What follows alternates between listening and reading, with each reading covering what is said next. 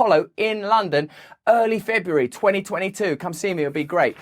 You won't be going nowhere if you're in Australia, though. You can't move a muscle. Let's have a look. Stavroula Pabst and Max Blumenthal in the grey zone, right? Though statewide lockdowns have eased in Australia, the country is constructing internment camps for those who test positive for COVID, along with their COVID-negative close contacts. Harley Hodgson, an Australian held for 14 days in one such camp despite repeatedly testing negative for COVID, said of her experience, "You feel like you're in prison, you feel like you've done something wrong. It's inhumane what they're doing." I suppose that the argument is that the coronavirus is so lethal, so deadly, any measures necessary in order to protect human life must be taken.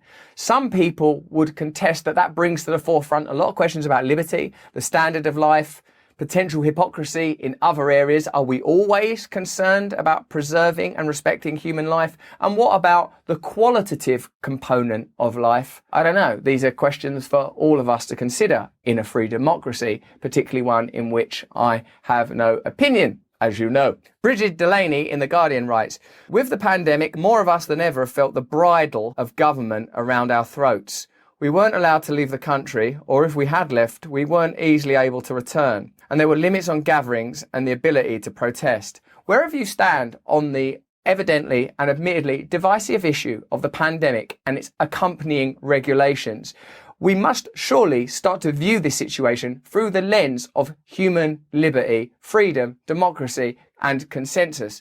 Or, if we are going to put aside those ideas, surely there should be some curtailment, some statute of limitation on how long these regulations are going to last, how far-reaching they are, how they're enacted, can they be revoked, who imposes them, do the people that impose them obey them, is the evidence sufficient to justify the efficacy of the methods? These are all questions that I would like to see openly discussed in a democracy, not because I have a particular opinion or a particular outcome in mind, but because of my strong belief that true democracy can and must incorporate conversation and is utterly contingent on the consensus of the governed.